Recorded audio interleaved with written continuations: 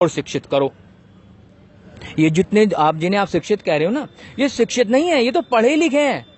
ये लोग वो पढ़ करके आए हैं जो किताबों में लिख दिया, और जो किताबें लिखी गई हैं वो तो मनुवादी लोगों ने लिखी हैं।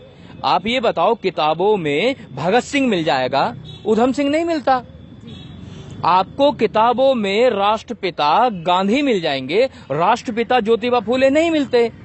आपको जब आप पढ़ोगी तो उसमें आपको रानी लक्ष्मीबाई मिल जाएगी, लेकिन झलकारी बाई मिलेगी नहीं। तो इसका मतलब क्या हुआ, जो हमारे समाज के महापुरुषों की विचारधारा थी वो पुस्तकों में उपस्थित नहीं है। और वो जो पुस्तकें हैं, जो पुस्तकें लिखी गई हैं, वो मनुवादी लोगों के द्वारा लिखी गई हैं। तो ऐसे में जो हमारे लोग हैं वो शिक्षित नहीं है, वो पढ़े लिखे हैं। पढ़े लिखे कुछ इस कदर हैं, इतने पागल हैं। देखो क्या लिखा और इन्होंने क्या पढ़ा। पढ़े लिखों की बात बताता हूं, जो मूर्ख पागल पाखंडी। किताबों में लिखा कि एक राजा थे, उनका नाम था राजा जनक। राजा जनक के यहाँ कोई भी संतान नहीं थी, तो राजा जनक को ऋषियों ने कहा कि अगर राजा रानी मिलके दोनों हल चलाएंगे तो इन्हें संतान की उत्पत्ति हो जाएगी। तो इन पढ़े लिखे से पूछो कि हल चलाने से संतान उत्पत्ति होती है कभी? उन्होंने मान लिया नहीं, ये ठीक बात है, एकदम सही कह रहे हैं। और राजा रानी हल चलाने लगे। अब वो हल चला रहे थे, हल चलाते चलाते वो हल एक जगह अटक गया। बड़ा जोर लगाया, हटा ही नहीं। फिर वहां गड्ढा खोदा तो देखा कि उसमें एक मटका निकला, घड़ा। अब घड़ा निकाला तो देखा घड़े में कन्या भी है।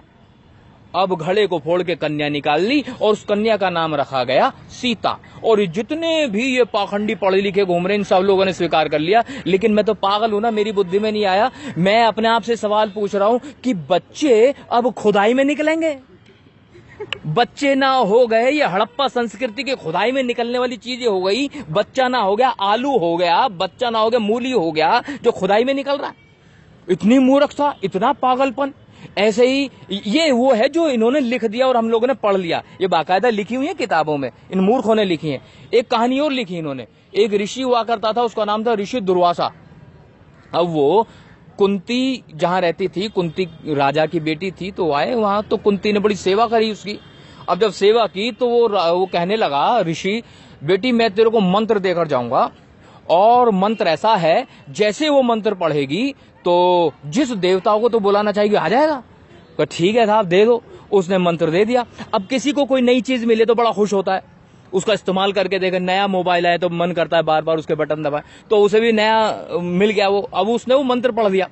मंत्र क्या पढ़ गया, वो तो ऐसे स्मार्टफोन हो गया कि विजेट खुल गए। बताओ कौन से देवता को बुलाना है? इंद्र को बुलाना है, वायु देवता को बुलाना है, वरुण को बुलाना है। अब उसने गलती से सूर्य देवता को बुला लिया। अब सूर्य देवता वहां प्रकट हो गए। सूर्य देवता आकर कह रहे, मतलब सूर्य, ये जो सूर्य दिख रहा है, सूर्य वहां पर आगे कह रहे हैं बता बेटा क्या चाहिए। नो जी भाऊजी, मैं तो वैसे ही बुला रही थी, मैंने तो वैसे ही मंत्र पढ़ना, वैसे कुछ नहीं। अब तो मैं आ गया, मैं तुम्हें कुछ दे के जाऊंगा। कहूँ देखो साहब, दे के क्या जाओगे, मुझे तो माफी कर दो, गलती हो गई मुझसे। कि नहीं, मैं तो ये पुत्र दे करके जाऊंगा। ओ भैया, ओ भाऊजी, मेरी तो शादी भी नहीं हुई, तो मुझे पुत्र तो क्या कैसे? अरे इंतजाम सब हो जाएगा।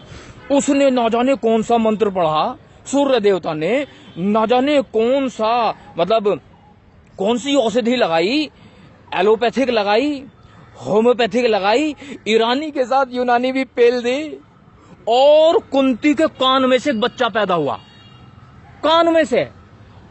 और उस बच्चे ने कवच और कुंडल पहन रखे थे और उसका नाम रखा गया कर्ण। तो मैं ये पूछ रहा हूं भाई, पढ़े लिखे लोगों, पागलों, मतलब बच्चों ने पैदा होने की जगह बदल दी। मतलब कहीं तो कुछ तो पागलपन की कोई तो सीमा हो, मतलब मूर्खता की कोई तो हद हो। कान में से बच्चे पैदा हो रहे हैं। मुझे तो ये बात बर्दाश्त ना बर्दाश्त काबिल है कि जो है कान में से कैसे हो जाएगा। तो मतलब इन लोगों ने तो जो नेचुरल प्रोसेस है वही खत्म कर दिया। इन्होंने निषेचन क्रिया ही खत्म कर दी, सब खत्म।